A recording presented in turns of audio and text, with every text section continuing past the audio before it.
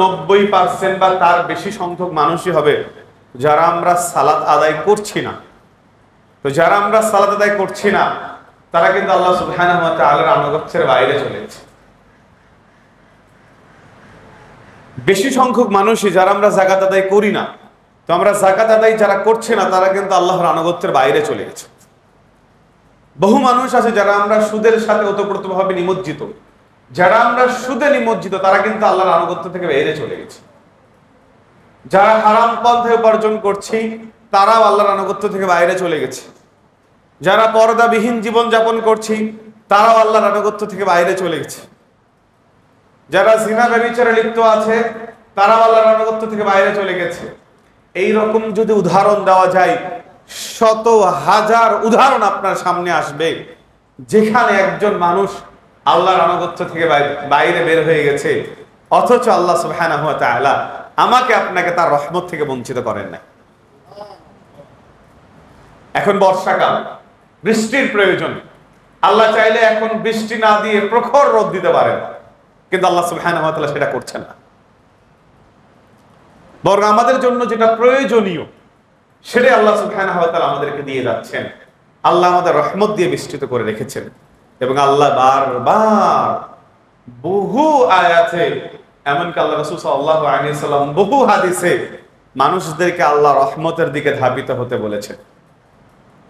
ওয়াসারিউ ইলা মাগফিরাতিন মির রাব্বিকুম, তোমরা আল্লাহ সুবহানাহু ওয়া তাআলার ক্ষমার দিকে দ্রুত গতিতে এগিয়ে যাও।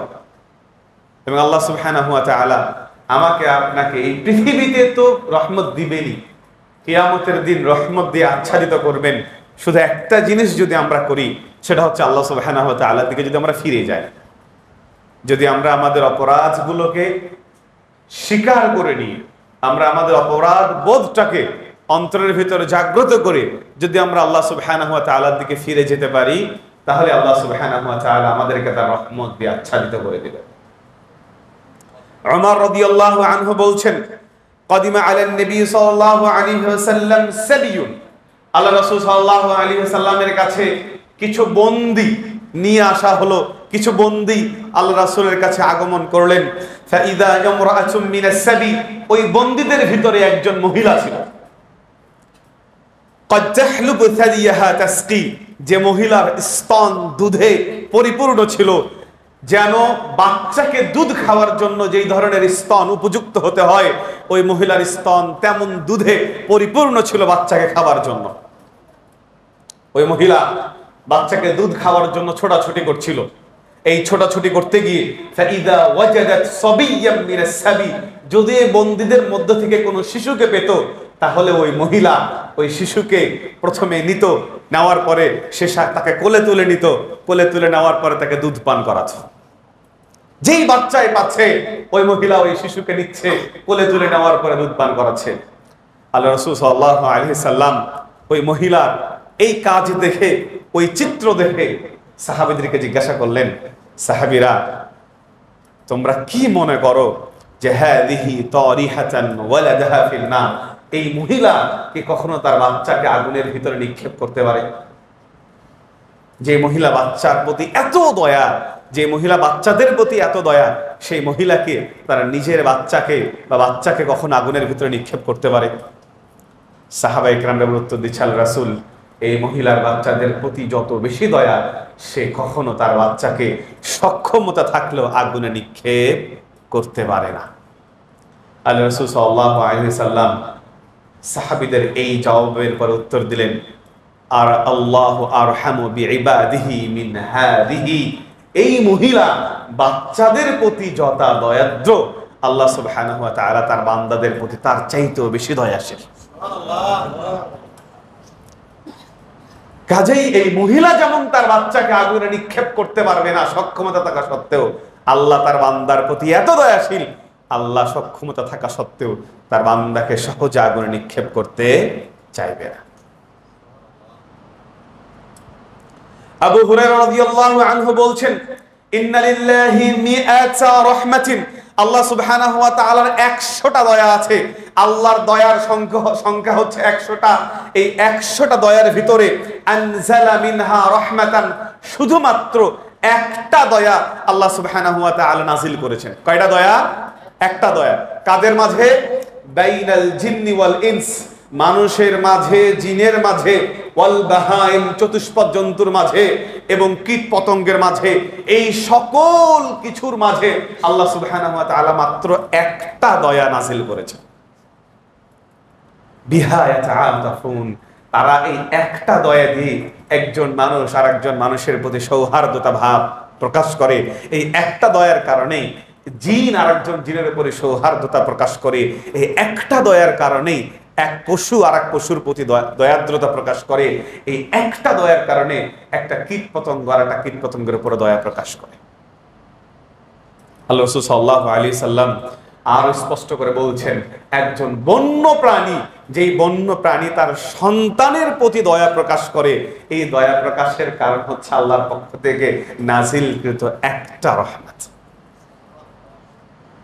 তাহলে পৃথিবীর সৃষ্টি লগ্ন থেকে শুরু করে একেবারে শেষ পর্যন্ত এই একটা রহমতের ফলেই একজন বাবা তার সন্তানের প্রতি এত দয়াদ্রতা, এত ভালোবাসা, সন্তান তার বাবার প্রতি এত দয়াদ্রতা, এত ভালোবাসা, একজন স্বামী স্ত্রীর প্রতি এত দয়াদ্রতা, এত ভালোবাসা, একজন স্ত্রী স্বামীর প্রতি এত দয়াদ্রতা, এত ভালোবাসা। কারণ কি? আল্লাহ সুবহানাহু ওয়া তাআলা মাত্র একটা দয়া নাযিল করেছেন তারা। এরপর আল্লাহ সাল্লাল্লাহু আলাইহি সাল্লাম বলছেন, ওয়া আখারাল্লাহু 99, আর আল্লাহ সুবহানাহু ওয়া তাআলা 99টি দয়াকে তিনি তার কাছে রেখে দিয়েছেন বিলম্ব করে। এই 99টি দয়াকে আল্লাহ সুবহানাহু ওয়া তাআলা কবে নিয়ে আসবেন? যেই 99টি দয়াকে আল্লাহ সুবহানাহু ওয়া তাআলা কিয়ামতের দিন তার বান্দাদের উপরে নিয়ে আসবেন। আর যেই দিন আমাদের খুব বেশি দয়ার প্রয়োজন হবে। যে কথা বলছিলাম যে আল্লাহ সুবহানাহু ওয়া তাআলার দয়া এত বেশি যে তিনি স্বভাবতই কোনো মানুষকে তার দয়া থেকে বঞ্চিত করে জাহান্নামে দিতে পারবেন না। তবে কখন দিবেন? যদি একজন বান্দা তার অবাধ্যতাকে চলমান রাখে। আমরণ আল্লাহ সুবহানাহু ওয়া তাআলা অবাধ্যতাকে চলমান রাখে। আল্লাহ সুবহানাহু ওয়া তাআলার দয়া পেতে গেলে আল্লাহ সুবহানাহু ওয়া তাআলার দিকে ফিরে আসতে হবে। সম্মানিত উপস্থিতি, যে কথা বলছিলাম, আবু হুরায়রা রাদিয়াল্লাহু আনহু বলেন, আল্লাহ রাসূল সাল্লাল্লাহু আলাইহি সাল্লাম বলেছেন যে হাদিসে কুদসি আল্লাহ তাআলা বলেছেন যে আনা ইনদা যান্নি আবদি বি, আমার বান্দা আমার প্রতি যেমন ধারণা করে আমি আমার বান্দার জন্য তেমন। আল্লাহ বলছেন আমার বান্দা আমার প্রতি যেমন ধারণা করে আমি আমার বান্দার ব্যাপারে তেমন। ওয়া আনা মাআহু ইযা যাকারানি, বান্দা যখনই আমাকে স্মরণ করে তখনই আমি বান্দার সাথে আছি। আল্লাহ সুবহানাহু ওয়া তাআলা এটাকে আরো স্পষ্ট করে দিয়েছেন কেমন ভাবে সাথে আছি। আল্লাহ বলেন ফাইযা যাকারানি ফি নাফসিহি, আমার বান্দা যদি আমাকে তার মনে মনে স্মরণ করে, যাকারতুহু ফি নাফসি, তাহলে আমিও আমার বান্দাকে মনে মনে স্মরণ করি। এরপর আল্লাহ তাআলা বলছেন যে ওয়াইযা যাকারানি ফি মালা, যদি আমার বান্দা আমাকে কোনো সমাবেশে কোনো লোকালয়ে স্মরণ করে, আল্লাহ সুবহানাহু ওয়া তাআলা বলছেন যাকারতুহু ফি মালা খাইরিন, তাহলে আমি আমার বান্দাকে তার চাইতে উত্তম সমাবেশে স্মরণ করি। এরপর আল্লাহ তাআলা বলছেন যে ওয়া ইন তাকাররাবা ইলাইয়া বিশিবরিন, বান্দা যদি আমার দিকে এক বিঘত এগিয়ে আসে, তাকাররাবতু ইলাইহি যিরাআন, তাহলে আমি তার দিকে এক হাত এগিয়ে আসি। বান্দা আমার দিকে এক বিঘত এগিয়ে আসলে আমি বান্দার দিকে এক হাত এগিয়ে যাই। এরপর আল্লাহ তাআলা বলছেন ওয়া ইন তাকাররাবা ইলাইয়া যিরাআন, বান্দা যদি আমার দিকে এক হাত এগিয়ে আসে, তাকাররাবতু ইলাইহি বাআন, তাহলে আমি বান্দার দিকে এইভাবে যদি দুই হাত প্রশস্ত করা হয়, যতটুকু পরিমাণ জায়গা ধরে এতটুকু পরিমাণ জায়গাকে আরবিকে বা বলা হয়, তো আমার বান্দা যদি আমার দিকে এক হাত এগিয়ে আসে আমি তার দিকে দুই হাত এগিয়ে যাই। এরপর আল্লাহ তাআলা বলছেন যে ওয়া ইন আতানি ইয়ামশি, বান্দা যদি আমার দিকে হেঁটে হেঁটে আসে, আল্লাহ তাআলা বলছেন আতাইতুহু হারওয়ালাতান, তাহলে আমি তার দিকে দৌড়িয়ে যাই। এই হচ্ছেন আমাদের আল্লাহ তাআলা। আল্লাহ সব সময় চান, আল্লাহ চাচ্ছেন যে আপনি আল্লাহর কাছে এগিয়ে যান। আপনি আল্লাহর কাছে এগিয়ে যাবেন মানে আপনি আল্লাহ সুবহানাহু ওয়া তাআলার দয়া প্রাপ্ত হবেন। আপনি একটু এগিয়ে যাবেন, আল্লাহ আপনার দিকে আরো বেশি এগিয়ে আসবে। আপনি একটু আল্লাহ সান্নিধ্যে যাবেন, আল্লাহ সুবহানাহু ওয়া তাআলা আপনাকে তার চাইতে বেশি প্রিয় পাত্র করে নেবে। এবং আল্লাহ সুবহানাহু ওয়া তাআলা আমাদের থেকে এই জিনিসটাই চান যে আমরা যেন আল্লাহ সুবহানাহু ওয়া তাআলার দিকে এগিয়ে যাই। আবু হুরায়রা রাদিয়াল্লাহু আনহু বলছেন, আল্লাহ রাসূল সাল্লাল্লাহু আলাইহি ওয়াসাল্লাম বলেছেন, লাম্মা কাদাল্লাহুল খালকা, আল্লাহ সুবহানাহু ওয়া তাআলা যখন সৃষ্টি শেষ করে ফেললেন, সৃষ্টিকে যখন সম্পূর্ণ করে ফেললেন, কাতাবা কিতাবাহু, আল্লাহ সুবহানাহু ওয়া তাআলা একটা বইয়ে একটা পত্র লিপিবদ্ধ করলেন, যেই পত্রটা আল্লাহ সুবহানাহু ওয়া তাআলার নিকটে আরশের উপরে আছে। ওই পত্রে আল্লাহ সুবহানাহু ওয়া তাআলা লিখে দিয়েছেন, কি লিখেছেন? ইন্না রাহমাতি গালাবাত গাযাবি, আমার রহমত আমার রাগের উপরে বিজয়ী হয়ে গেছে।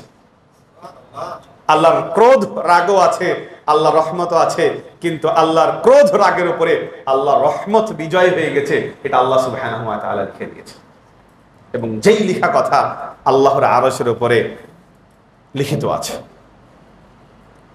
কাজেই আপনি অপরাধ করেছেন, আল্লাহ সুবহানাহু ওয়া তাআলা আপনার প্রতি রাগান্বিত হয়েছে। আপনি আবার অপরাধ বোধ স্বীকার করেন, আল্লাহ সুবহানাহু ওয়া তাআলার দয়া আপনার উপরে প্রাধান্য বিস্তার করবে। আবু হুরায়রা রাদিয়াল্লাহু আনহু বলছেন, লাল্লাহু আশাদ্দু ফারহান, আল্লাহ সুবহানাহু ওয়া তাআলা তখন সবচেয়ে বেশি খুশি হন, আল্লাহ তখন সবচেয়ে বেশি খুশি হন একজন বান্দার উপরে। কখন? বিতাওবাতি আহাদিকুম, যখন একজন বান্দা নিজের অপরাধ বোধের কথা স্বীকার করে আল্লাহর কাছে ফিরে যায়, তখন আল্লাহ সবচেয়ে বেশি খুশি হন। কেমন খুশি হন? আল্লাহ রাসূল সাল্লাল্লাহু আলাইহি ওয়াসাল্লাম বলছেন, তোমাদের কোনো একজন ব্যক্তির কোনো হারানো জিনিস যদি হারিয়ে যায়, এই হারানো জিনিস যদি কোনো ব্যক্তি প্রাপ্ত হয়, পায়, তাহলে ওই ব্যক্তি যত পরিমাণ খুশি হয়, আল্লাহ সুবহানাহু ওয়া তাআলার কাছে কোনো বান্দা অপরাধ স্বীকার করে ফিরে গেলে আল্লাহ তত বেশি খুশি হন। একজন ব্যক্তির 2 ভরি স্বর্ণের মালা হারিয়ে গেছে, ওই ব্যক্তি যদি পরবর্তীতে ওই মালা পায়, ওই ব্যক্তি কত খুশি হবে।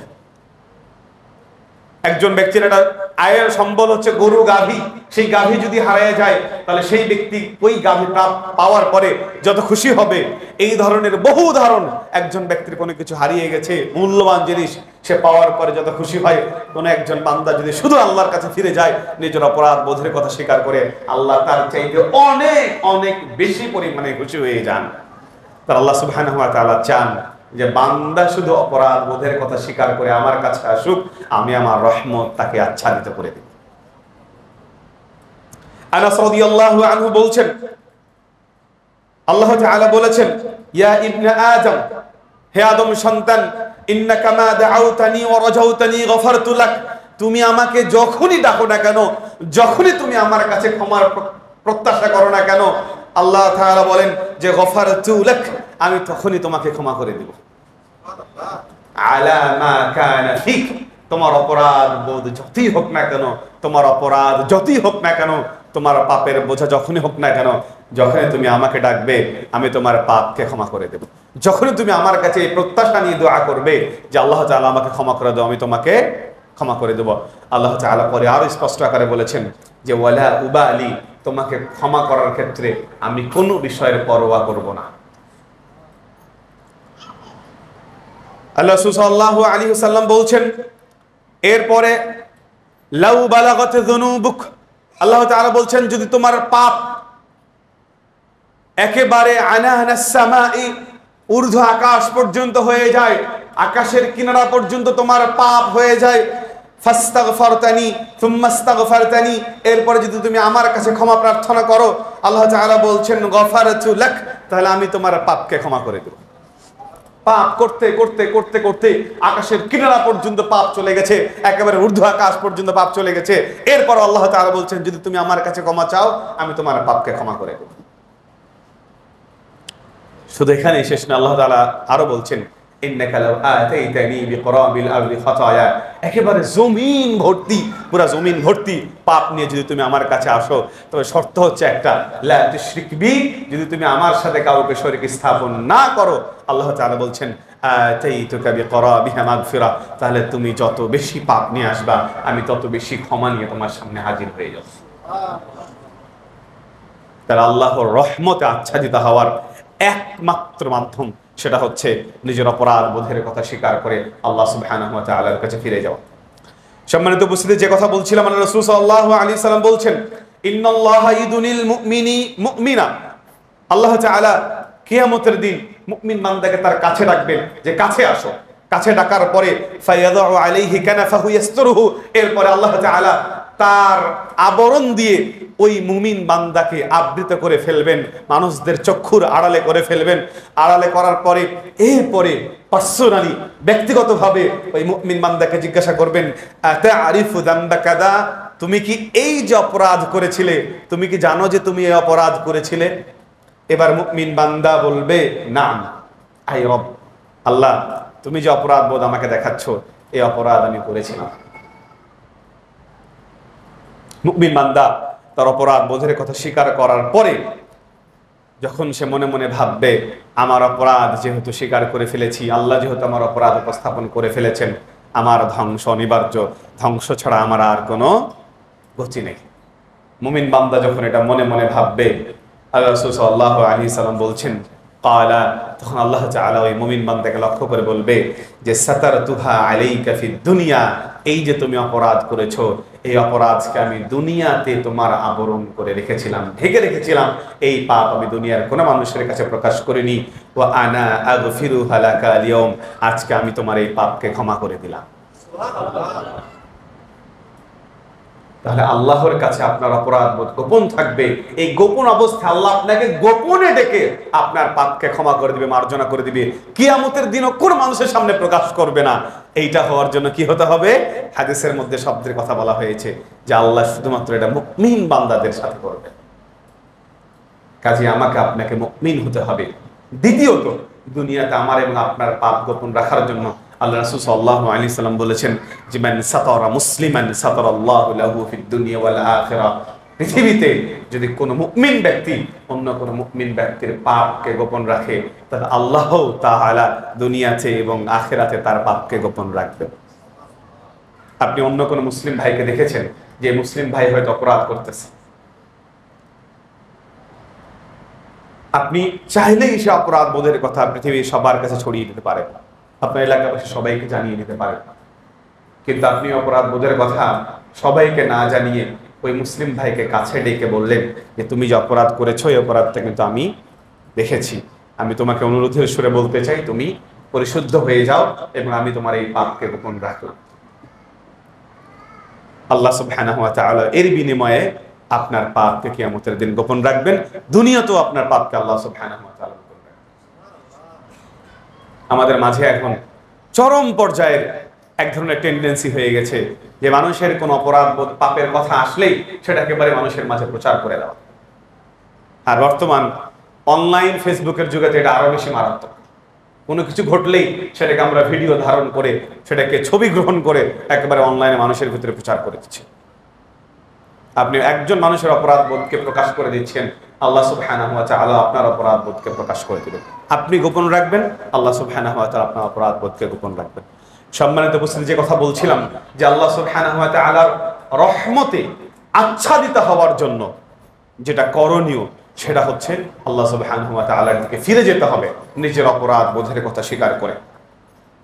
আবু হুরায়রা রাদিয়াল্লাহু আনহু বলেন, আল্লাহ রাসূল সাল্লাল্লাহু আলাইহি সাল্লাম বলেছেন, কানা রাজুলান ফি বনি ইসরাঈল, বনি ইসরাঈলের দুইজন ব্যক্তি ছিল।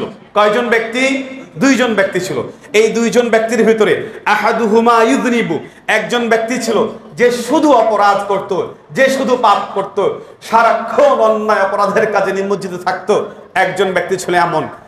ওয়াসানি, দ্বিতীয় ব্যক্তি যে ছিল সে হচ্ছে মুজতাহিদুন ফিল ইবাদাহ, একেবারে আবেদ ব্যক্তি, সব সময় সারাক্ষণ যে নিজেকে শুধু ইবাদতের মধ্যে নিমজ্জিত রাখতো, সব সময় সারাক্ষণ শুধু ইবাদতের মধ্যে নিজেকে নিমজ্জিত রাখতো।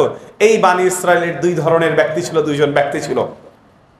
ফাকানা লা ইয়াজালুল মুজতাহিদু ইয়ারাল আখার, তো যে ব্যক্তি আবেদ সারাক্ষণ যে ইবাদতে নিজেকে নিয়োজিত রাখে, এই ব্যক্তি অপর ব্যক্তিকে দেখতো যে ও সারাক্ষণ পাপে নিমজ্জিত আছে, তো যখনই সে তাকে দেখতো তখন তাকে বলতো যে আকসির, তুমি যে সারাক্ষণ এই পাপে নিমজ্জিত আছো, তুমি তোমার পাপকে কমিয়ে দাও, তুমি তোমার পাপকে কমিয়ে দাও। যখনই এই আবেদ ব্যক্তি ওই পাপী ব্যক্তিকে এই কাজ করতে দেখতো তখনই বলতো তুমি তোমার পাপকে কমিয়ে দাও। ঠিক এই ধারাবাহিকতায় আল্লাহ রাসূল সাল্লাল্লাহু আলাইহি সাল্লাম বলছেন, ফাওয়াজাদাহু ইয়াওমান আলা যামবিন, একদিন দেখছে ওই আবেদ ব্যক্তি যে পাপী ব্যক্তি পাপে নিমজ্জিত আছে, এমত অবস্থায় ওই পাপী ব্যক্তিকে ডেকে বলছে, আকসির, এই যে তুমি সারাদিন পাপ করতেছো, পাপ ছেড়ে দাও, পাপ বাদ দিয়ে দাও, পাপ কমিয়ে দাও। এই আবেদ ব্যক্তি যখন এই পাপী ব্যক্তিকে এই কথা বলেছে, এবার এই পাপী ব্যক্তি উত্তর দিচ্ছে, খাল্লিনি ওয়া রাব্বি, আরে বাদ দাও তো, আরে ছেড়ে দাও তো তুমি আমাকে, আমি পাপ করতে থাকি। ওয়া রাব্বি আলাইয়া রাকিবান, আমার আল্লাহ কি আমার উপরে তোমাকে পাহারাদার করে পাঠাইছে নাকি, যে তুমি সারাক্ষণ শুধু আমাকে এই চোখে চোখে রাখো, পাহারায় রাখো এবং পাপ থেকে বিরত থাকার কথা বলো। এই পাপী ব্যক্তি যখন ওই আবেদ ব্যক্তিকে এই উত্তর দিয়েছে, তখন ওই আবেদ ব্যক্তি এবার যে কথাটা বলেছেন, এই কথার ছিল অনেক বেশি মারাত্মক। এবার তখন ওই আবেদ ব্যক্তি ওই পাপী ব্যক্তিকে বলছে যে, আল্লাহি লা ইয়াগফিরুল্লাহু লাক, আল্লাহর কসম, আল্লাহ তোমাকে কোনোদিন মাফ করবে না। অন্য বর্ণনায় এসেছে যে আল্লাহ ইউদখিলুকাল্লাহুল জান্নাহ, আল্লাহ সুবহানাহু ওয়া তাআলা তোমাকে কোনোদিন জান্নাতে প্রবেশ করাবে না। ব্যক্তি আবেদ সারাদিন ইবাদত করে, ইবাদতে ব্যস্ত থাকে, কিন্তু যেই কথাটা সে বলেছে, এই কথাটা আল্লাহ সুবহানাহু ওয়া তাআলা পছন্দ হয় না। আমি আল্লাহ, আমি আমার বান্দাকে ক্ষমা করব কি না করব সেটা আমি জানি। আমার বান্দাকে আমি জান্নাতে প্রবেশ করাবো কিনা কি না করাবো সেটা আমি জানি। তুমি এই কথা বলার কে যে আল্লাহ সুবহানাহু ওয়া তাআলা তোমাকে কোনোদিনই ক্ষমা করবে না এবং তোমায় কোনোদিনই জান্নাতে প্রবেশ করবে না। আল্লাহ তাআলা এরপর কুবিযা আরওয়াহুমা, ওই দুইজনের মৃত্যু ঘটিয়ে দিলেন। মৃত্যু ঘটিয়ে দেওয়ার পরে আল্লাহ সুবহানাহু ওয়া তাআলা ওই পাপী এবং আবেদ দুইজনকে ডেকেছেন। ডাকার পরে ওই আবেদ ব্যক্তিকে বলতেছেন যে, তুমি কিভাবে ওই পাপী ব্যক্তিকে বললে যে আল্লাহ সুবহানাহু ওয়া তাআলা কোনোদিন তোমাকে ক্ষমা করবে না? তুমি কি আমার ব্যাপারে জানো, নাকি তুমি আমার ব্যাপারে ক্ষমতাবান যে তুমি এই কথা বলে দিলে আল্লাহ সুবহানাহু ওয়া তাআলা তাকে কোনোদিন ক্ষমা করবে না? তুমি যেহেতু অহংকার বশত আমার ব্যাপারে এই ধরনের মন্তব্য করেছো, আল্লাহ তাআলা অর্ডার দিলেন ওই আবেদকে জাহান্নামে প্রবেশ করাও আর ওই পাপীকে জান্নাতে প্রবেশ করিয়ে দাও। যে কথা বলছিলাম, আল্লাহ সুবহানাহু ওয়া তাআলার দয়া সর্ব অবস্থাতে আমাদের উপরে বিস্তৃত এবং আল্লাহ সুবহানাহু ওয়া তাআলা দয়ালু। আল্লাহ সুবহানাহু ওয়া তাআলা দয়ালু। এই আল্লাহ সুবহানাহু ওয়া তাআলা দয়ালু নয় এই কথা একজন বলাতে, আবেদ ব্যক্তি বলাতে আল্লাহ সুবহানাহু ওয়া তাআলা সেটাকে পছন্দ করেন। এই জন্য আল্লাহ সুবহানাহু ওয়া তাআলার যতগুলো গুণাবলী আছে, এই গুণাবলীর মধ্যে দুইটা গুণাবলী আছে যেটা দয়া সংক্রান্ত। আমরা যখন যেই কোনো সূরা শুরুতে বলি বিসমিল্লাহির রহমানির রহিম, এই আর রহমান আর রহিম এই দুইটা শব্দই হচ্ছে আল্লাহ সুবহানাহু ওয়া তাআলার দয়া সংক্রান্ত। আমরা যখন সূরা ফাতিহা পড়তে যাই তখন আমরা শুরুতে আলহামদুলিল্লাহি রাব্বিল আলামিন, তারপরে কি বলি? আর রহমানির রহিম। আল্লাহ সুবহানাহু ওয়া তাআলার দয়া এত বিস্তৃত, এত বেশি, যেই কারণে আল্লাহ সুবহানাহু ওয়া তাআলা দুইটা আলাদা গুণবাচক নাম বর্ণিত হয়েছে আল্লাহর দয়াকে কেন্দ্র করে। আল্লাহ সুবহানাহু ওয়া তাআলার রাগের ব্যাপারে একটা গুণবাচক নাম, আল্লাহ সুবহানাহু ওয়া তাআলার অন্য সকল বিষয়ে একটা গুণবাচক নাম, কিন্তু দয়ার ক্ষেত্রে দুইটা গুণবাচক নাম বর্ণিত হয়েছে। যে কথা বলছিলাম যে আল্লাহ সুবহানাহু ওয়া তাআলার দয়া প্রাপ্তির জন্য আমাদেরকে আল্লাহ সুবহানাহু ওয়া তাআলার দিকে ফিরে যেতে হবে। সময় যেহেতু আমাদের সংক্ষিপ্ত, আমি আপনাদের সামনে দুইটা প্রসিদ্ধ এবং যেই দুইটা ঘটনা, প্রায় দুইটা ঘটনায় আমাদের জানা, আমি শুধু আপনাদের স্মরণ করিয়ে দেব যে আল্লাহ সুবহানাহু ওয়া তাআলার নিকটে যদি কেউ ফিরে যায় তাহলে আল্লাহ সুবহানাহু ওয়া তাআলার দয়া সেখানে কিভাবে প্রাধান্য পায় এবং একজন ব্যক্তিকে আল্লাহ সুবহানাহু ওয়া তাআলা কিভাবে ক্ষমা করেন। আবু হুরায়রা রাদিয়াল্লাহু আনহু বলছেন, আল্লাহ রাসূল সাল্লাল্লাহু আলাইহি সাল্লাম বলছেন যে রাজুলুন লাম ইয়ামাল খায়রান কাত, একজন ব্যক্তি ছিল যে ব্যক্তি কোনোদিন ভালো কাজ করে নাই, শুধু মন্দ কাজ করেছে, শুধুই মন্দ কাজ করেছে, এমন একজন ব্যক্তি ছিল। ফালাম্মা হাদারাহুল মাউত, ওই ব্যক্তি যখন বুঝতে পারলো যে মৃত্যু আমার একেবারেই সন্নিকটে, তখন সেই ব্যক্তি আওয়াসা বানিহি, তার সন্তানদেরকে ডাকলো, ডাকার পর ওসিয়ত করলো। কি ওসিয়ত করলো? যে ইদা মাত, যখন সে মারা যাবে, ফাহাররিকুহু, মারা যাওয়ার পরে তার যেই দেহ, এই বডিটাকে তারা পুড়িয়ে দিবে। পুড়িয়ে দেওয়ার পরে উদুরু নিসফাহু ফিল বাহরি ওয়া নিসফাহু ফিল বাররি, এই পোড়ার পরে যেই ছাইটা হবে এই ছাইটা অর্ধেক তারা সমুদ্রে ফেলে দিবে, আর অর্ধেক তারা জমিনের বিভিন্ন জায়গায় ছিটিয়ে দিবে। ফালাম্মা মাতা, সন্তানদেরকে এই অর্ডার যখন দিলেন, অর্ডার দেওয়ার পরে যখন মারা গেলেন, প্রথমত কথা হচ্ছে সন্তানদেরকে এই অর্ডার তিনি কেন দিয়েছিলেন? এই অর্ডার দেওয়ার কারণ ছিল তার অন্তরের ভিতরে এই ভীতি কাজ করেছে, তার অন্তরের ভিতরে এই আশঙ্কা কাজ করেছে যে লাইন কাদার আল্লাহ, যদি আল্লাহ বিচার ফায়সালার দিন আমার মধ্যে বিচার ফায়সালা করে আমাকে ধরে ফেলে, তাহলে ইউআযযিবান্নাহু আযাবান, আল্লাহ তাকে এমন আযাব দিবে যে আযাব আর পৃথিবীর কাউকে দেয় নাই। এই ভয় তার অন্তরের ভিতরে কাজ করা শুরু করেছে। এই কারণেই মরার পূর্বে তার সন্তানদেরকে এই ওসিয়ত করে গেছে। আল্লাহ রাসূল সাল্লাল্লাহু আলাইহি সাল্লাম বলছেন ফালাম্মা মাতা, অতঃপর যখন এই ব্যক্তি মারা গেছে, মারা যাওয়ার পরে তার ওসিয়ত অনুযায়ী তার সন্তানেরা তার ওই মৃতদেহটাকে প্রথমে পুড়িয়েছে। পোড়ানোর পরে এই অর্ধেক ছাই তারা সাগরে ভাসিয়ে দিয়েছে, আর অর্ধেক ছাই তারা জমিনের বিভিন্ন জায়গায় ছিটিয়ে দিয়েছে। পুড়িয়ে ছাই করলেই কি আল্লাহর হাত থেকে রক্ষা পাওয়া সম্ভব? আল্লাহ আর স্পষ্ট আকারে বলছেন, যে আল্লাহ তোমাদেরকে প্রথমবার সৃষ্টি করেছেন সে আল্লাহর দ্বিতীয়বার সৃষ্টি করা তোমাদের জন্য সহজ। কাজে পুড়িয়ে ছাই করলেও আল্লাহর হাত থেকে রক্ষা পাওয়ার কোনো সুযোগ নেই। এই কাজ যখন শেষ হয়ে গেছে, আমার আল্লাহুল বাহরা, আল্লাহ সমুদ্রকে নির্দেশ দিলেন যে তোমারকে যতটুকু ছাই তোমার মাঝে ফেলা হয়েছে এই ছাইগুলোকে তুমি একত্রিত করো। আল্লাহ সুবহানাহু ওয়া তাআলা জমিনকে নির্দেশ দিলেন তোমার ভিতরে যতটুকু ছাই ফেলা হয়েছে এই ছাইগুলোকে তুমি একত্রিত করো। এরপরে ফাজামাআল বাহর মা ফিহা, সমুদ্র তার ভিতরে যে ছাইগুলো ছিল সেই ছাইগুলোকে একত্রিত করলো, জমিন তার ভিতরে যে ছাইগুলো ছিল সেই ছাইগুলোকে একত্রিত করলো। এরপরে আল্লাহ সুবহানাহু ওয়া তাআলা তাকে জীবিত করলেন। জীবিত করার পরে এবার আল্লাহ বান্দাকে জিজ্ঞাসা করছে, লিমা ফাআলতা হাযা, তুমি মরার আগে তোমার সন্তানদেরকে এই ওসিয়ত কেন করেছিলে? এবার এই ব্যক্তি উত্তর দিচ্ছে, মিন খাশিয়াতিকা ইয়া রব, আল্লাহ শুধুমাত্র আপনার ভয়ে আমি আমার সন্তানদেরকে এই কাজ করতে বলছি। এবার আল্লাহ তাআলা বলছেন, আল্লাহ রাসূল সাল্লাল্লাহু আলাইহি সাল্লাম বলছেন ফাগাফারা লাহু, আল্লাহ তাআলা তখন এই ব্যক্তিকে ক্ষমা করে দিলেন। যে ব্যক্তি পৃথিবীর সবচেয়ে বড় পাপী এবং তার বিশ্বাস আমি মরে গেলে আল্লাহ আমাকে সবচেয়ে বেশি শাস্তি দিবেন, সেই ব্যক্তির ভিতরে যখন আল্লাহর ভয় তাকওয়া যখন তার ভিতরে উদিত হয়েছে, আল্লাহ তাআলা এই তাকওয়া উদিত হওয়ার কারণে তাকে ক্ষমা করে দিয়েছে। তাহলে ক্ষমা পেতে গেলে কি করতে হবে? ক্ষমা পেতে গেলে আল্লাহ সুবহানাহু ওয়া তাআলার কাছে ফিরে যেতে হবে। তাহলে আপনি যত বড় অপরাধী হন না কেন আল্লাহ সুবহানাহু ওয়া তাআলা আপনাকে ক্ষমা করে দেবেন। আরেকটা বানু ইসরাঈলের খুবই প্রসিদ্ধ হাদিস, যে প্রসিদ্ধ হাদিসটা আমাদের প্রায়শই সবারই জানা, আমি শুধু স্মরণার্থে আপনাদেরকে বলছি। আল্লাহ রাসূল সাল্লাল্লাহু আলাইহি সাল্লাম বলছেন যে কানা ফী মান ক্বাবলাকুম, তোমাদের পূর্ববর্তী যারা ছিল, রাজুলুন, তাদের ভিতরে একজন ব্যক্তি ছিল, কাতালা 99 নাফসান, যে ব্যক্তি 99 জন মানুষকে হত্যা করেছে। কয়জন? 99 জন মানুষকে হত্যা করেছে। এই 99 জন মানুষকে হত্যা করার পরে তার অন্তরের ভিতরে এবার বোধ জাগ্রত হয়েছে, না আমি তো যে কাজ করেছি এটা অপরাধের কাজ।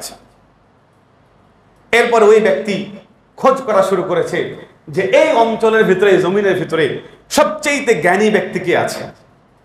এরপরে ফাদুল্লাহ আলা রাহিবিন, একজন পাদ্রীর সন্ধান দেওয়া হয়েছে যে যাও ওই পাদ্রী আছে, যে পাদ্রী হচ্ছে এই ভূখণ্ডের মধ্যে সবচেয়ে জ্ঞানী ব্যক্তি। এরপরে সে ওই পাদ্রীর কাছে গেছে।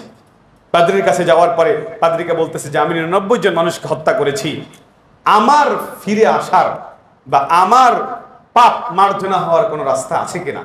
এবার পাদ্রী বলতেছে যে না, তোমার পাপ মার্জনা হওয়ার ফিরে আসার কোনো রাস্তা নাই। এবার ওই ব্যক্তি পাদ্রীকে হত্যা করেছে, হত্যা করে 100 জন পূর্ণ করে ফেলেছে। 100 জন পূর্ণ করে এবার খোঁজ করা শুরু করেছে যে কোন একজন ব্যক্তি যে এই ভূখণ্ডের সবচেয়ে জ্ঞানী, সেই জ্ঞানী ব্যক্তি আছে কিনা। এরপর থেকে সংবাদ দেওয়া হয়েছে যে ওই অঞ্চলে একজন আলেম আছে, যে আলেম তোমাকে এই ব্যাপারে সমাধান দিতে পারে। এরপর ওই ব্যক্তি ওই আলেমের কাছে গেছে, ওই আলেমকে যে বলেছে আমি 100 জন মানুষকে হত্যা করেছি, আমার বাঁচার কোনো পথ আছে কিনা। এবার ওই আলেম বলছে না, তোমার বাঁচার পথ আছে। এরপরে আলেম যে কথাটা বলেছে এই কথাটা অনেক বেশি মারাত্মক। সেটা হচ্ছে মান ইয়াহুলু বাইনাহু ওয়া বাইনাত তাওবাহ, পৃথিবীতে এমন কোন জিনিস আছে যে জিনিস তোমার আর তওবার মাঝে বাধা দিতে পারে, তোমার আর তওবার মাঝে বাধা, আবরণ, পর্দা হতে পারে? পৃথিবীতে এরকম কোনো জিনিস নেই। কাজেই তুমি যতই 100 জন মানুষ হত্যা করো না কেন, তুমি যখন তোমার অপরাধ বোধ স্বীকার করবে, তখন সেটা আল্লাহ সুবহানাহু ওয়া তাআলার কাছে পৌঁছে যাবে। তোমার মাঝে আর এই তোমার তাওবার মাঝখানে কোনো পর্দা নেই। আমাদের বর্তমান সময়ে এক গোষ্ঠী যারা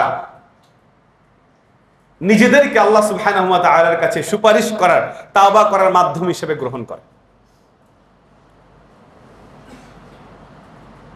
আপনার অপরাধ বোধের জন্য কোন পীর বুজুর্গকে ধরে আল্লাহর কাছে তওবা করতে হবে, এত পাগল ধর্ম ইসলাম নয়। আপনি অপরাধ করেছেন, আপনার কোনো কিছু চাওয়ার দরকার, আপনি স্পষ্ট ডিরেক্ট আল্লাহ সুবহানাহু ওয়া তাআলার কাছে চান। মাধ্যম ধরে চাইতে হবে, এটা মূলত মুশরিকদের থেকে আবিষ্কৃত। আল্লাহ সাল্লাল্লাহু আলাইহি সাল্লামের সময়ের যে মুশরিকরা ছিল, তারা তাদের যে প্রতিমাগুলো ছিল, এই প্রতিমাগুলোকে তারা কখনোই রব হিসেবে মানত না। তারা এই কথা বিশ্বাস করত যে আল্লাহ সুবহানাহু ওয়া তাআলা হচ্ছেন আমাদের সৃষ্টিকর্তা, আল্লাহ সুবহানাহু ওয়া তাআলা আমাদের রিজিকদাতা, আল্লাহ সুবহানাহু ওয়া তাআলা আমাদের মালিক, আল্লাহ সুবহানাহু ওয়া তাআলা আমাদের পরিচালনাকারী। এইটা তারা বিশ্বাস করতেন। তারা প্রতিমা কেন রেখেছিলেন? তারা বলতেন যে প্রতিমাগুলো হচ্ছে শুধুমাত্র আল্লাহর কাছে আমাদের আবদার, আল্লাহর কাছে আমাদের ইস্তিগফার, আল্লাহর কাছে আমাদের তওবা, যাবতীয় কিছু পৌঁছার মাধ্যম। তাহলে এই থিওরিটা মূলত মুশরিকদের থেকে আবির্ভূত। আপনার ক্ষমা চাওয়ার জন্য, আল্লাহর কাছে চাওয়ার জন্য কোন পীর বুজুর্গ ধরার মাধ্যম নেই, যেটা এই হাদিসের মধ্যে ওই সময়ের পাদ্রীও বলেছিলেন যে মান ইয়াহুলু বাইনাকা ওয়া বাইনাত তাওবা, পৃথিবীতে এমন কোন জিনিস নেই যে তোমার মাঝে আর তাওবার মাঝে প্রতিবন্ধক হতে পারে। এরপর ওই আলেম ওই অপরাধী ব্যক্তিকে উপদেশ দিলেন যে তোমার ক্ষমার রাস্তা আছে, তুমি কি করো? ইনতালিক ইলা আরদি কাযা ওয়া কাযা, ওই যে জমিন আছে ওই জমিনে তুমি চলে যাও।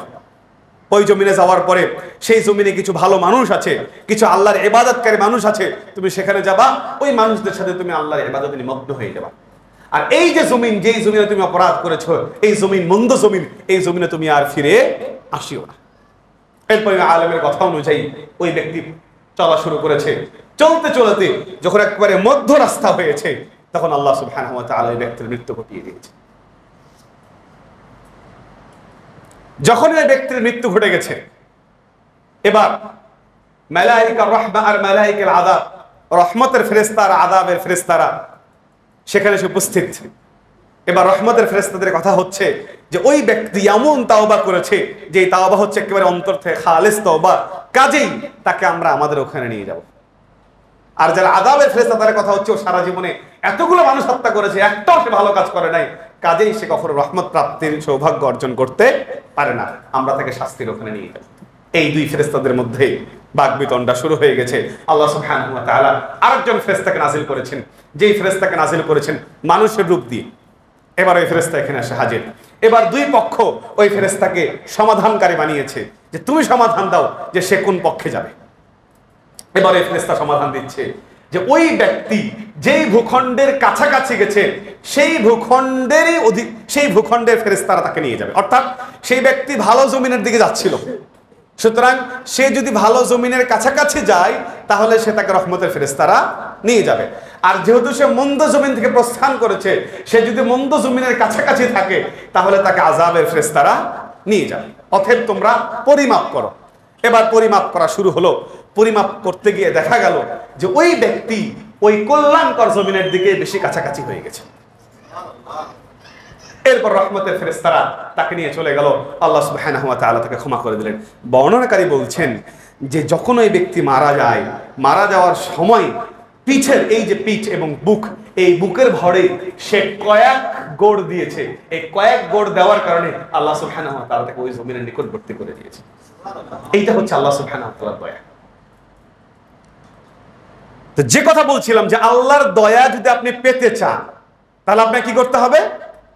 আল্লাহ সুবহানাহু ওয়া তাআলার দিকে ফিরে যেতে হবে, আপনার অপরাধ বোধকে স্বীকার করতে হবে। একটা কথা শক্তভাবে মনে রাখবেন, আমল দিয়ে আপনি জান্নাতে যেতে পারবেন না। ওই আবেদ আমল দিয়ে জান্নাতে যেতে পারেন। সুতরাং আপনি যতই আমল করেন না কেন, আল্লাহ সুবহানাহু ওয়া তাআলার দয়া ছাড়া আপনি শুধু আমল দিয়ে জান্নাতে যেতে পারবেন না, যেটা আল্লাহ রাসূল সাল্লাল্লাহু আলাইহি সাল্লামের স্পষ্ট হাদিস দ্বারা প্রমাণিত। আল্লাহ রাসূল সাল্লাল্লাহু আলাইহি সাল্লাম বলছেন, লা ইউদখিলা আহাদুন আমালুহুল জান্নাহ, কোন একজন ব্যক্তিকে তার আমল কখনো জান্নাতে প্রবেশ করাতে পারবে না। সাহাবারা জিজ্ঞাসা করলো, ওয়ালা আনত, আল্লাহ রাসূল আপনিও কি আপনার আমল দিয়ে জান্নাতে যেতে পারবেন না? আল্লাহ রাসূল সাল্লাল্লাহু আলাইহি সাল্লাম বলছেন, না, আমি নিজেও আমার আমল দিয়ে জান্নাতে যেতে পারবো না। কতক্ষণ পর্যন্ত?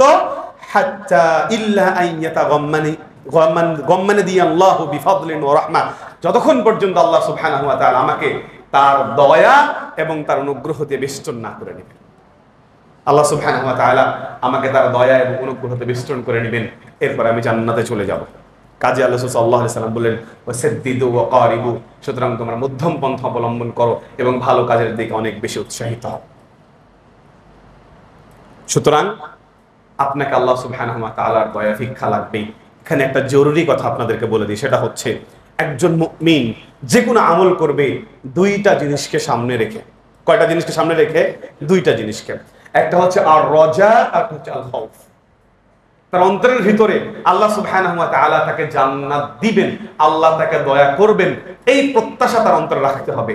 দুই, আল্লাহ যদি আমাকে দয়া না করেন, আমি যদি অপরাধ করি, তাহলে আল্লাহ আমাকে শাস্তি দিবেন, এই ভীতিও তার অন্তরের ভিতরে থাকতে হবে। তাহলে আল্লাহর দয়া প্রাপ্তির আশা থাকতে হবে, পাশাপাশি আল্লাহ আমাকে শাস্তি দিবেন এই ভয়ও থাকতে হবে।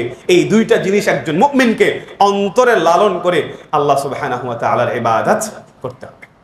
সম্মানিত উপস্থিতি, আমাদের মধ্যে বহু মানুষ আছে যারা আমরা সদ্য দিনে ফিরছি, বহু মানুষ আছে যারা হয়তো এখন আমরা বিভিন্ন ধরনের জ্ঞাত অজ্ঞাত সারে অপরাধের মধ্যে জড়িয়ে আছি। বহু মানুষ আছে যারা হয়তো আমরা নিজের অপরাধ বোধের কথা এখনো স্মরণ করি।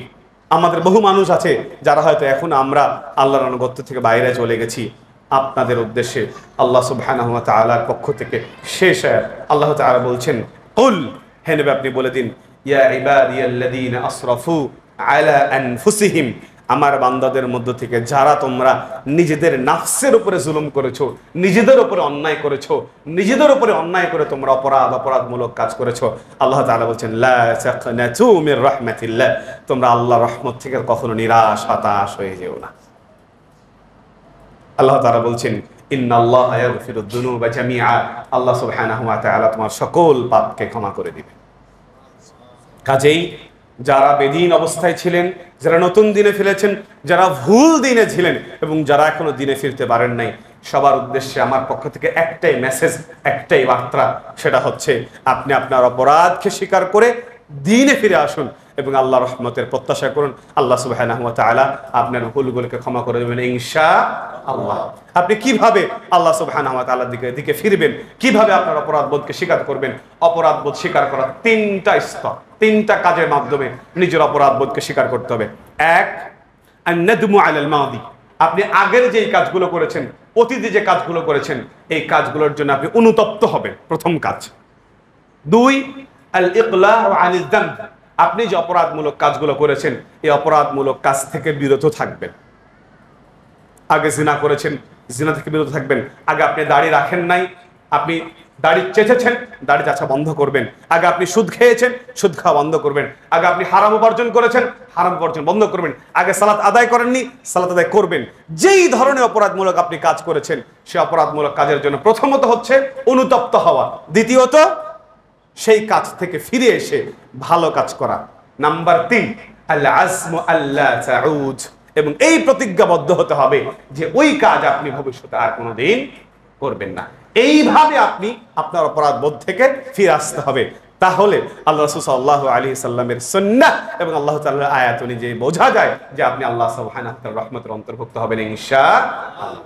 সম্মানিত উপস্থিতি, আমরা যেন সর্বাবস্থাতেই আমাদের অপরাধমূলক কাজগুলোকে কমিয়ে দিয়ে আল্লাহ সুবহানাহু ওয়া তাআলা রহমতের প্রত্যাশায় আমরা আমাদের আমলগুলোকে করতে পারি, সেটা তৌফিক আল্লাহ আমাদের দান করুন। সকলে বলে আমিন। যেহেতু আমাদের এই সপ্তাহের শেষের দিকে আমাদের জিলহজ মাসের আগমন ঘটবে এবং সারা বছরের মর্যাদাপূর্ণ সময়ের মধ্যে অন্যতম মর্যাদাপূর্ণ সময় হচ্ছে জিলহজের 10 দিন। জিলহজ মাস শুরু হওয়াতেই আপনাদের জন্য প্রধানত কয়েকটি আমল, যে আমলগুলো আমি এক নজরে বলছি। এরপর আগামী আরো 2 জুমা আছে, যেই 2 জুমা আপনারা ইনশাল্লাহ ঈদের বিধিবিধান, মাসলা মাসাইল এবং জিলহজ মাসের করণীয় সম্পর্কে জানবেন। জিলহজ মাসের চাঁদ উদিত হওয়ার সাথে সাথেই আপনার জন্য প্রথম যেই কাজ সেটা হচ্ছে তাকবীর পাঠ শুরু করতে হবে। আল্লাহু আকবার, আল্লাহু আকবার, আল্লাহু আকবার, আল্লাহু আকবার, লা ইলাহা ইল্লাল্লাহু, আল্লাহু আকবার, আল্লাহু আকবার, ওয়ালিল্লাহিল হামদ। যখনই জিলহজ মাসের চাঁদ উঠবে আপনার তাকবীর পাঠ শুরু করতে হবে। এই তাকবীর পাঠ চলবে কতদিন পর্যন্ত? একেবারে আইয়ামে তাশরিকের শেষ দিন সূর্য অস্ত যাওয়ার আগ পর্যন্ত। আইয়ামে তাশরিক কোন দিনকে বলা হয়? 11তম দিন, 12তম দিন এবং 13তম দিন, অর্থাৎ ঈদের পরের দিন, তারপরের দিন এবং তারপরের দিন। ঈদ হয় আমাদের 10 তারিখে, 10 জিলহজ্জে। 11, 12 এবং 13 তারিখ, 13 তারিখ সূর্য অস্তমিত হওয়ার আগ পর্যন্ত আপনার তাকবীর পাঠ চলমান থাকবে। তবে আমাদের এই জিলহজ মাসের চাঁদ উদিত হওয়ার পর থেকে স্বাভাবিকভাবে আমাদের তাকবীর চলবে, স্বাভাবিকভাবে সর্বাবস্থাতেই যে কোনো সময় তাকবীর চলবে। যখন আরাফার দিন আসবে তখন আমার তাকবীরের গতি আরো বেড়ে যাবে। আরাফা, ঈদের দিন এবং ঈদের পরে 3 দিন প্রত্যেক ফরজ সালাতের পরে আপনি বিশেষত এই তাকবীরকে পাঠ করবেন। কথা বুঝতে পারেন? আপনার চাঁদ ওঠার সাথে সাথে স্বাভাবিকভাবে চলবে। আর যখন আরাফা, ঈদের দিন এবং ঈদের পরে 3 দিন আপনি স্বাভাবিক তো পড়বেন, বিশেষত প্রত্যেক ফরজ সালাতের পরে এই তাকবীরকে পাঠ করবেন, যেটাকে ইসলামী শরীয়তের পরিভাষায় বলা হয় তাকবীরে মুকাইয়াদ। আর আপনি স্বাভাবিক চাঁদ ওঠার পর থেকে যে তাকবীর পড়বেন এটাকে বলা হয় তাকবীরে মুতলাক। প্রথম কাজ। 2 নম্বর কাজ হচ্ছে, যারা আপনারা কুরবানি দেওয়ার নিয়াত করেছেন, যারা আপনারা কুরবানি দেওয়ার ইচ্ছা করেছেন, তারা জিলহজ মাসের চাঁদ উদিত হলে আপনারা চুল, নখ এই জাতীয় জিনিস কাটা থেকে বিরত থাকবেন। কতদিন পর্যন্ত? একেবারে যতদিন পর্যন্ত আপনি কুরবানি সম্পূর্ণ না করছেন ততদিন পর্যন্ত আপনি চুল, নখ কাটা থেকে বিরত থাকবেন। এই ক্ষেত্রে আমাদের একটু সংশয় জাগে যে শুধুমাত্র যিনি কুরবানি করতেছেন তিনিই বিরত থাকবেন নাকি পরিবারের সকল সদস্যরা বিরত থাকবেন। এই ক্ষেত্রে আল্লাহ রাসূল সাল্লাল্লাহু আলাইহি ওয়াসাল্লামের হাদিসে স্পষ্ট আকারে বলা হয়েছে, মান আরাদা আন ইউযাহিয়া, যে পশু জবাহ করতে চায়, যে কুরবানি করতে চায়, যাদের পক্ষ থেকে করা হচ্ছে তারা নয়। কাজেই চুল, নখ কাটা থেকে বিরত থাকাটা শুধুমাত্র যে কুরবানি করবে তিনি বিরত থাকবেন, পরিবারের অন্য সদস্যদেরকে বিরত থাকতে হবে না। এই ব্যাপারে যদিও উলামাদের মতবিরোধ আছে, তবে হাদিসের বিশুদ্ধ ভাষ্য অনুযায়ী হাদিসের শব্দাবলী থেকে বোঝা যায় যে যিনি কুরবানি করবেন তিনি বিরত থাকবেন, অন্যরা কেউ কাটলে কোনো ধরনের অসুবিধা নেই। তৃতীয়ত, এই জিলহজ মাসের এই প্রথম 10 দিন অত্যন্ত মর্যাদাপূর্ণ 10 দিন। কাজেই যদি আমাদের পক্ষে সম্ভব হয় তাহলে এই ঈদের দিন বাদ দিয়ে আগের যে 9 দিন আছে এই 9 দিনের মধ্যে যারা সিয়াম রাখতে সক্ষম সম্ভব হলে 9 দিন রাখবেন। যদি না পারেন মাঝে মাঝে রাখতে পারলে মাঝে মাঝে রাখবেন। ন্যূনতম আরাফার দিনে সিয়ামকে অবশ্যই রাখবেন ইনশাআল্লাহ। এই হচ্ছে আমাদের জিলহজ মাস শুরু হওয়া থেকে যে কাজগুলো আমাদের করতে হবে। আমরা আল্লাহ সুবহানাহু ওয়া তাআলার কাছে দোয়া করি আমরা যেন আমাদের পূর্বের গুনাহগুলো থেকে ফিরে এসে আল্লাহ সুবহানাহু ওয়া তাআলার দিকে ফিরে আসতে পারি এবং আল্লাহর রহমতের ছায়া আচ্ছাদিত হতে পারি। আল্লাহ আমাদের তৌফিক দান করুন। সকলে বলে আমিন। ওয়া আখিরু দাওয়ানা আলহামদুলিল্লাহি রাব্বিল আলামিন।